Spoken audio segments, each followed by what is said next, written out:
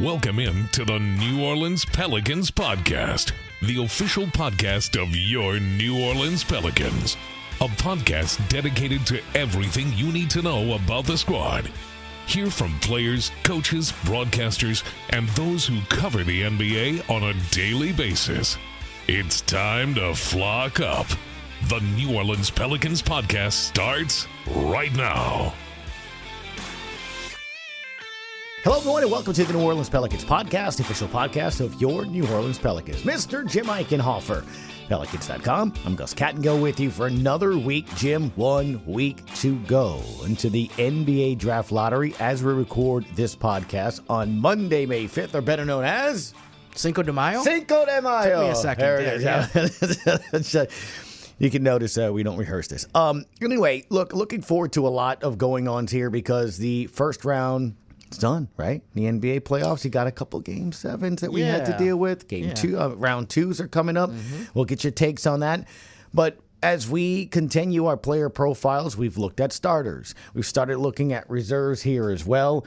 And this week, what are we doing a little bit different? This week is going to be kind of a combination. We're going to have Brandon Boston today on Monday's episode.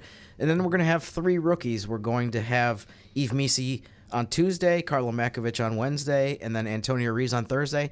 And you know, Gus, we don't want to leave you empty-handed on Friday, so we're going to have a preview of the draft lottery. We're going to have a roundtable with John DeShazer and Todd Graffanini. So we're going to kind of look ahead to the lottery, which is a week from today on May 12th. We're going to have a little bit of fun talking about some different topics that are related to the lottery. We're going to ask the gentlemen for their thoughts, maybe some ideas on tweaks that they want to make to the lottery in the future and that kind of thing. So this is week 3 of our player reviews. Some said that they would never come to an end, but they will this week. This will be the 11th through the 14th, Monday through Thursday, and then we'll wrap things up Friday with a lottery preview. And by the way, also we'll have a written preview of the lottery. I'm going to try to delve into some different topics and kind of focus a little bit on, in 2019, the format changed. So I'm going to kind of look at some of what's happened in the last 6 lotteries, this one next Monday being the 7th, in terms of they flatten the odds.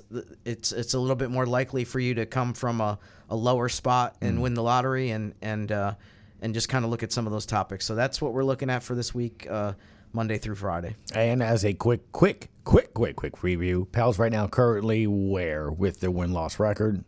4th? Right? Their best chance, or what I like to call is the pre-lottery slot. There it is. You don't want to say 4th because then people are like, wait, did they pick 4th? Right. No, they're going to go into the lottery at the number 4 slot.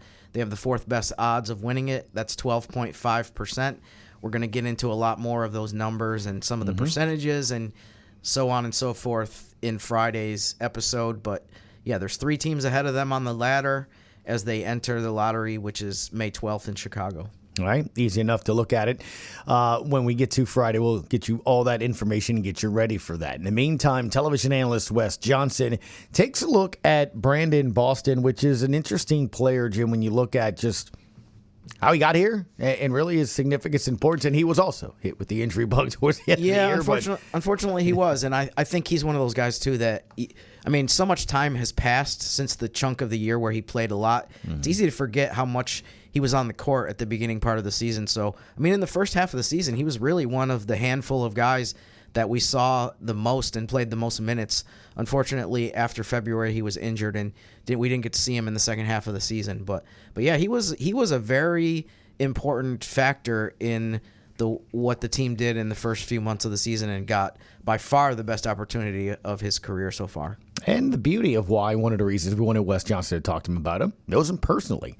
And knows really the journey and a lot of the storylines maybe to be written here in the offseason. So let's get to it. Wes Johnson of the Gulf Coast Sports Entertainment Network, analyst on Brandon Boston. All right, well, welcome back, Mr. Wes Johnson, analyst for the Gulf Coast Sports and Entertainment Network, here as we move on to Brandon Boston. We spoke about Bruce Brown, veteran player coming onto this team in the trade for Brandon Ingram. He has certain things because of, like you were saying, his resume, his credentials, his game, skins to the wall, whatever you want to use, that he can provide to young players and stuff. When you have a season like this, you need those guys to, hey, there's light at the end of the tunnel, work right now for next year. And I think that's what you kind of referenced when you talked a little bit about him playing so well towards the end of the season, helping those other guys. You also have an opportunity as a young guy to get that opportunity. Yes. Look, I can't think of another player that took a hold of an opportunity better than a Brandon Boston this year from the beginning of the season to the end of the season, huh? Right.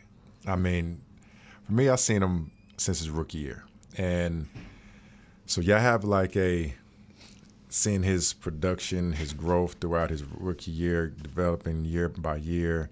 And you heard okay, we want him to get away from being an ISO player. We want him to be 3-and-D, spot-up defense. I get it. I saw it. I heard the rumblings of it. I was in those meetings trying to fight for him to get on the floor. Mm-hmm. So universe has a way of being funny, and it works in mysterious ways. So I was here. He came here. And like you said, young guy and the opportunity.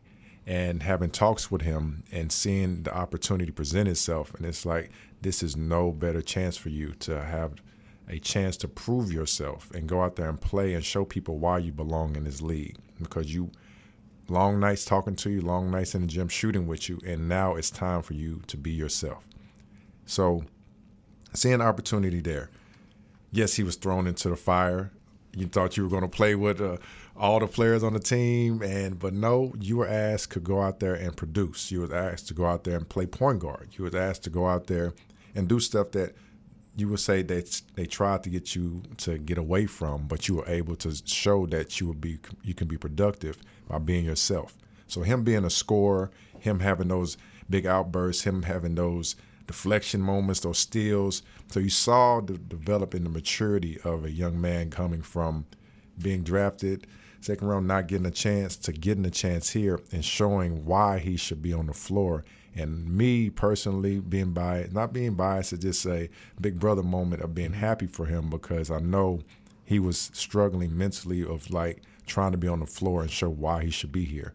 And the Pelicans gave him a chance, and he was able to maximize it. And all the young players that actually got on the floor maximized their opportunity.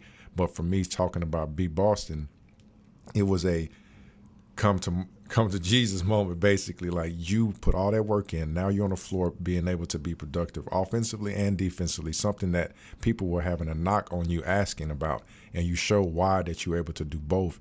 And now we're talking about him now possibly being able to continue to extend his career in the NBA. You referenced this. I mean, we should back up for a second, and I'll go pull back the curtain a little bit. It's not a coincidence that we picked you to be the guest for Brandon Boston, because you had time with the Clippers where you worked with him and you did player development there. And so you have obviously unique insight in terms of his development as a player. A lot of guys in the position that he's in, where this was his fourth season in the NBA, his first 3 seasons he didn't get to play a ton, but it wasn't really a slight to him. It was more that team was loaded. Yeah. Clippers had a ton of wings. They had a ton of guys at his position, a ton of guards. It was going to be difficult to, leapfrog some of the more veteran guys with tons on their resume. But I think a lot of players would say after the season they had with New Orleans, I just needed opportunity, and it's just that. It's just that I got to play more, and therefore my production went up. But given how much knowledge you have of him personally and working with him, did you see, was it more than that? Was it more than just, okay, he got to play more? Did you see, some development of off the court, or just his game maturing, stuff that you had been talking to him about that you kind of saw come to fruition this season with him being on the floor? Yeah, so development for me, for watching him, I think that the growth side for me was the defensive side. I think the challenge was accepted for that. Because you, as a young player, you either have that side and start developing those habits, but he accepted it. I was going to take on guarding the best player. I was going to be in the right place at the right time for the rotations, the body positioning for a closeout. So me watching him, I was watching him as a coach, a PD coach, sure. More so than just watching him as, okay, he's on the floor, he's getting his opportunity. So seeing that side and how he was able to add that stuff from the years everybody was telling him, and you see him be able to do that. Mm-hmm. Offensively, it was just, that's his gift. He's able to score the ball. He's able to do special things on that end of the floor. But for me, defensively, that's when I saw that maturity level and that growth start to take a different step. on that side. So that's why I can say, like, yeah, that was a big jump for me. Yeah, I mean, we could say this about a lot of players on the Pelicans this season. From a team standpoint, it was terrible that there were so many guys that got hurt. But I think not only did Brandon get a chance to play, but he was asked to do a ton during some of the stretches where he was on the court. It wasn't like, okay, when he was with the Clippers, it might have been in some of the sporadic times he got to play, it was like, okay, well, we need you to play a little defense tonight, or we need you to play offense and get some buckets. He's a really good isolation player. But there were plenty of times this season with the Pelicans where it was like, okay, we need you to score. We need you to maybe be one of our top scorers. We also need you to defend the best player on the other team. Right. If you can rebound and maybe pass and sell some popcorn too. Yeah. So I think all that stuff was good for him. But I want to give you a couple statistics based on his season. And these are two kind of completely different aspects of the game. So I think they might be interesting to you or just people in general. The first number is 19, which is he had 19 games in a row with 1 steal. Mm-hmm. At that point in the season, that was the longest active streak. Tyrese Maxey at that stage had 18. So I think Brandon was proud of the fact that, he wasn't known as a defensive guy necessarily. And then all of a sudden he's leading the league in that one kind of unique statistic. Mm-hmm. And then the second number is actually a pair of numbers, but they're kind of the same theme. He shot 35% from 3-point range and 48.5 on twos this season. Both of those were career highs. So it was by far the most efficient offensive season of his NBA career if you look at it statistically in a bunch of different ways. So which of those is the most interesting to you? And maybe it's both. Defense, those deflections. I think, like I said, he accepted that side. And if you look at the value of somebody young, and if he's able to play defense, you're going to be on the floor on any team. And him able to do that, like the offensive side, like I said, that's his gift. He's able to score, he's able to shoot, he's able to do that. You can break down some stuff that you want to critique and like scale back, but the defensive side, he saw that I actually can do this.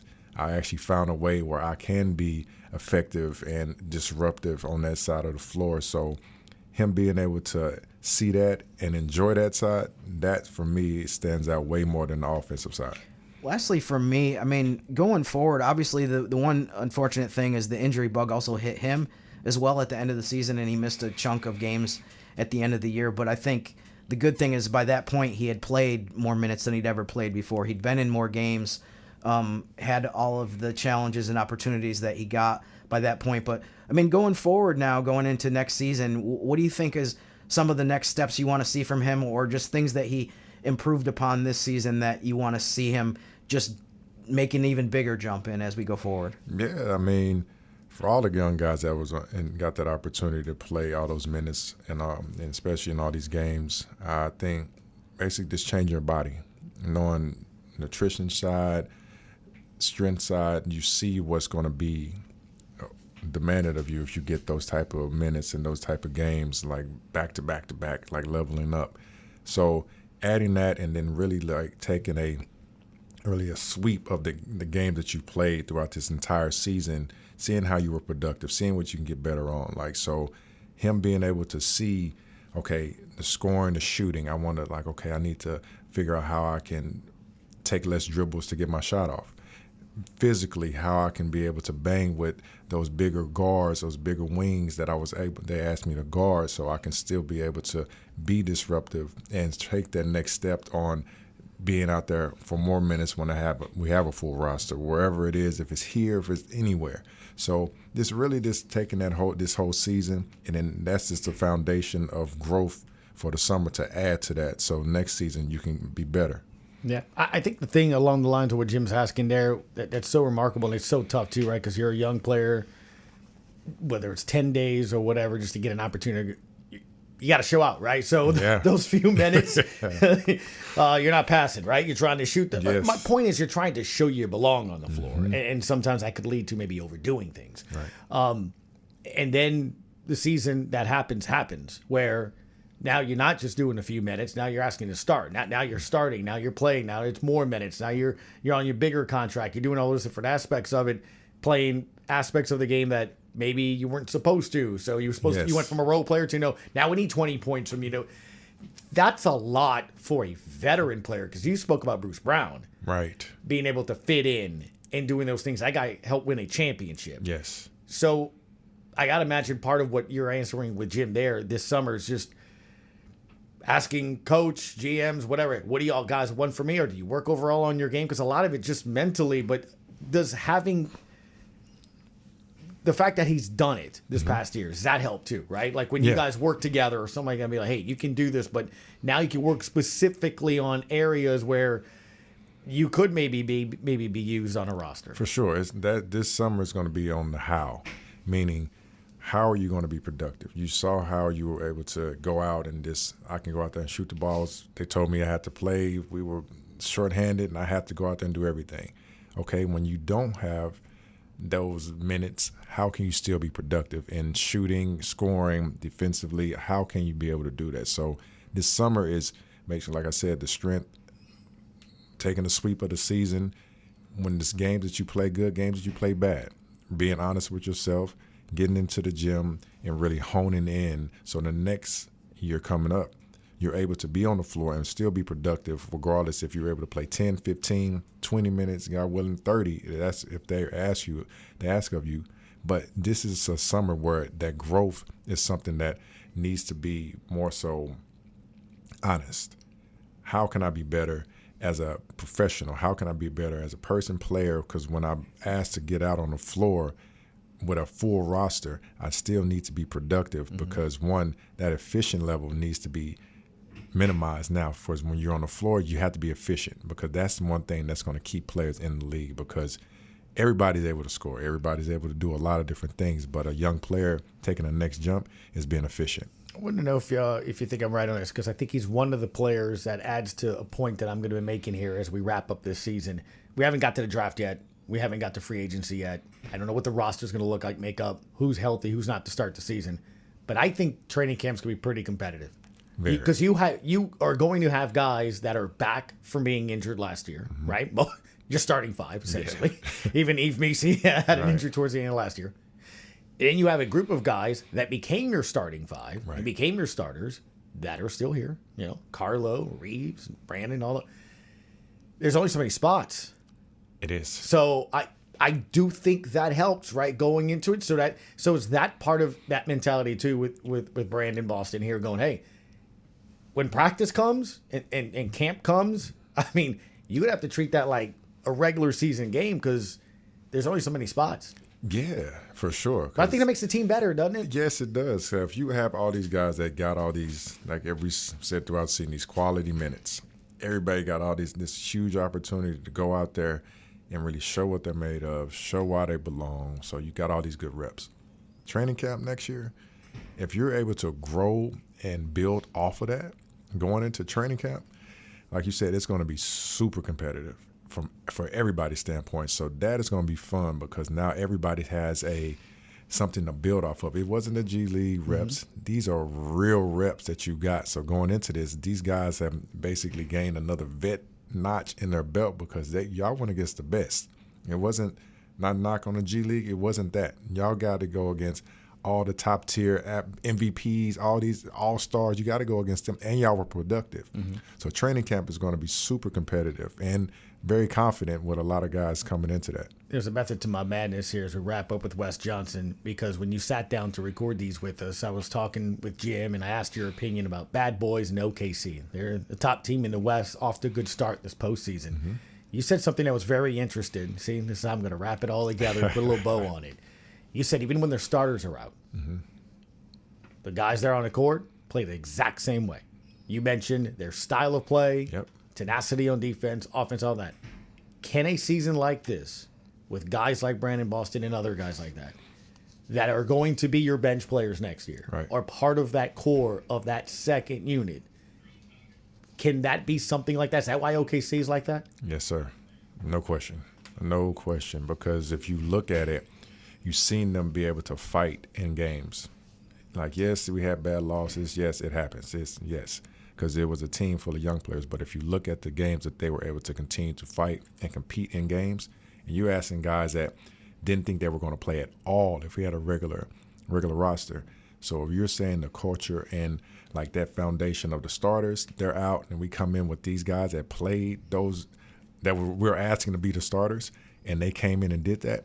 So yeah, this is where you build something and continue to build with everybody that's still here, because that'll be scary. That'll be scary because we have a full roster, and then we come in with guys that are still hungry. Yeah. All right, it'll be scary to see what you do in the Big 3 challenges. It's very scary. Ready for you, man. Scary hours. Appreciate it. Good luck to you on Thank there, you. and we can't wait for the next season to get all that info here as well. But we'll be following you. Appreciate it. Yes, please do. Mr. Wes Johnson, analyst for the Gulf Coast Sports and Entertainment Network. Thank you, sir. No problem. Our thanks to Wes Johnson, as always, very informative and insightful too, of really knowing the player in terms of just when he first came into the league. It really kind of adds a different, I guess, take on maybe what Brandon was going through and really what he had to work on and how he had somebody in his corner here in the city. Yeah, I think sounds like Wes was very valuable for Brandon Boston in terms of kind of emphasizing and sharing with him some of the things that he had to improve upon to get into a position where he was going to play more and where a team was going to have more faith and confidence in him. I mean, not to say that the Clippers didn't, but I mean, it was just difficult for him to play there because they had so many veteran players. But I think here, with the opportunity that opened up for him, he definitely capitalized on that. And I think with some of the stuff that we talked about defensively, he also showed that was important to him. I think it wasn't just a matter of, that he needed to be more productive defensively with the steals and the blocks that he had that increased this year, but also just his, I think teams recognize the fact that he focused on that and he understood, okay, I have to get better defensively. I think that is a big plus too in terms of how teams evaluate him. Yeah, no doubt. Also, we want to take a quick peek or look at, right, what took place here over the weekend, as a couple of round 2 series will be started here this week. But before we get to tonight's game, which I think is going to be an interesting one, what did you think of anything over the weekend that you wanted to get into? Yeah, I mean, I think tonight, Denver versus OKC, you've got the guy who's won multiple MVPs in Jokic the last few years, and you have the player who a lot of people project is going to win MVP. If you look at Shai Gilgeous-Alexander, if you look at Tim Bontemps' straw poll that he does for MVP, it seemed like the most recent one. It was pretty convincing that SGA was going to be the MVP. So, I mean, that storyline is really interesting over the next couple weeks. But, I mean, the weekend, Game 7 of Denver's series against the Clippers was so surprising to me because I thought it was going to be a really competitive game, a close game. Yeah, there were a couple blowouts earlier in that series, but you didn't think Game 7 was going to be so one-sided. It was kind of shocking to me the way that, I mean, and I'm not the only person saying this or the first person to say this, but the Clippers' effort just seemed to be really low. It just felt like they seemed like they were tired. They were kind of worn out, which, I mean, that happens sometimes in a series where you've been fighting back and forth and it's been physical. But it seemed like once they got down by double figures in the second half, they just kind of let go of the rope. And then next thing you know, you blink and the Nuggets are up by 35, and the Clippers didn't even really play some of their main guys in the fourth quarter, which the third string, I think, of the Clippers actually played better than anyone in that game. They kind of got it back to 15-ish, 12-ish. But, I mean, it was by far too late for them to make a comeback. But that was a really interesting series between the Nuggets and the Clippers because there was a bunch of games that could have gone either way. But then towards the end of the series, especially Game 5 and Game 7, it was just a Denver runaway. So I think a lot of people picked the Clippers to win that series. And even as things kind of broke relatively evenly, I think a lot of people still were on board with the Clippers picking them to win the series, despite some of the evidence that showed that things were trending towards Denver. But yeah, it was one of the better first round series. And I mean, in terms of how competitive the first round was in the West, I don't think any of us are really surprised because we knew how many good teams there were that there was going to be. Other than OKC swept Memphis, you knew that the other series were going to be really interesting basketball. Let me ask you something. The Thunder, right? They beat Memphis in a sweeping fashion and manner there. How big do you think their chip on their shoulder is? And maybe I'm just wondering if they have one or not. The only reason I say that is, I'm walking the dog. I tend to do that, in the morning, early drive time. So I'm listening to national takes, national radio. And Jim, it wasn't about Game 1 tonight. It was about, well, could Giannis go there? And this OKC didn't make a trade. They're the number 1 seed. They have the MVP. They ran away with the West in a very tough conference. Is it disrespectful for national people to start talking about, dude, they need a trade for something? Like, I don't know if they need it, but I mean, if I was them, you know, if you, I almost feel like they want to prove something. Yeah, I wouldn't be surprised if they have some bulletin board material up in their locker room, or their coaches remind them of like, hey, by the way, you know, no one's really talking about you, or people are still saying like you're not the favorite even though you won 68 games this year. So yeah, I definitely think that could be part of it.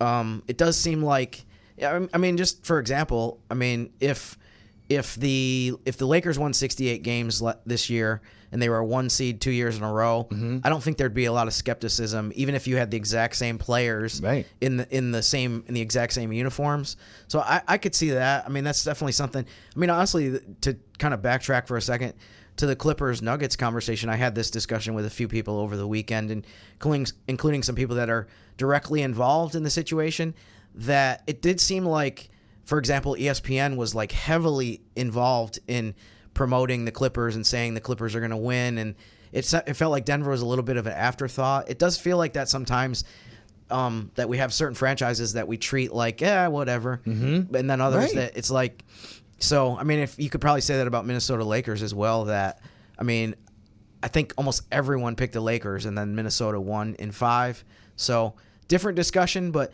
I do think it's funny that there were a lot of people that picked the Lakers to win in 5 or 6, and then they were asked on TV or on a podcast, is it disappointing that the Lakers lost in 5? And they're like, no, not really. It's like, well, why did you pick them to win in 5 or 6 games then? But anyways. And I think that's the thing as we wrap up on it, because I think we're in the West, so we tend to focus on it a little bit more. The thing that makes you scary or nervous, and it's scary, the situation, isn't OKC the youngest team in the NBA? I think they are still, yeah. Yeah. I mean, it might have been a couple birthdays, but the point is you start the season with either the youngest team or second youngest team, but it's up there. That's what I mean. Like, they could be good for a long time. Right. Is that what you're getting at? Yeah. Right. Well, I mean, the point is you have picks, you have youth, like you have chemistry. And that's something, Jim, that maybe we can talk about as we get closer to the lottery and building this roster and getting forward into that nature, too. As one of the reasons we're so excited about the upcoming Pel season, this past season before the injury bug hit, you have a lot of players. It's one of the reasons I think we're excited about this training camp, right? We just talked about it and have been in our player profiles. You have players that have had to play for the injured player, so they have experience playing together. They have experience playing in NBA minutes. You have starters that have been playing together. Know everything about them, probably go out and eat dinner together. How much is chemistry, you think, such an important aspect to teams? I mean, look at, I think of Phoenix. I think of teams that couldn't get that chemistry. Right. And I'm looking at OKC, and they finish each other's sentences. Yeah, no, I think it is really important. Another team like that. I think OKC's future is so bright. The one thing that I think is going to be really interesting when we have this podcast in 2030 and you look back on it, and I'm not trying to rain on OKC's parade before they even had a parade and won a championship, but I think people are going to be monitoring the CBA in terms of they have so many good players, they have so many young guys, but at a certain point you're going to have to pay them. And I think people already kind of in advance are talking about this with Boston, that this offseason coming up, they're going to have a payroll that is so astronomical that they're probably going to have to break up their team in some fashion. So it's going to be a matter of, I think probably for OKC, it's going to be a matter of minimizing how many pieces you have to pull apart from the core that they have right now. How many contracts can you get guys to sign that are affordable so that you can keep under the second apron, so you don't have all these other penalties that come into play? So I think that's it is. But I mean, in the meantime, I think if you're a Thunder fan, you want to just enjoy the heck out of the fact that you have all these things that you mentioned. You have some of the best young players in the NBA. You have a bunch of draft picks coming up. You have a ton of depth. So it's going to be really interesting to see what happens over the next few years. I think the biggest stumbling block to me in their way of going on a huge run is just the competition in the West is so good that it's not like the East. Sometimes you have years where you might have to only have to beat one or two teams that are elite to just even get to the finals, whereas in the West, I mean, I can't see anytime soon there being a situation where you don't have to just go through a huge gauntlet to get to the NBA Finals before you even have a chance to win a championship. Mr. Jim Eichenhofer, as always, appreciate the time, and he will appreciate you going to Pelicans.com, an accompanying piece to every single one of our podcasts, 14 in total. And as he mentioned at the top of the podcast, coming up on Friday, a special lottery preview, what's coming a week from today as we record here on Monday, May 5th. So go check that out. Jim does excellent work. Thank you, Jim, as always, Thanks, for your time. Wes. For sure. We'll see you next time on the New Orleans Pelicans Podcast. Thanks for listening to the New Orleans Pelicans Podcast. Join us 3 times per week on Pelicans.com, the Pelicans mobile app, the iHeartRadio app, or where you get your podcasts. And be sure to give Jim and Gus a follow on X at Jim_Eichenhofer and GCat_17. We'll see you next time, right here on the New Orleans Pelicans Podcast.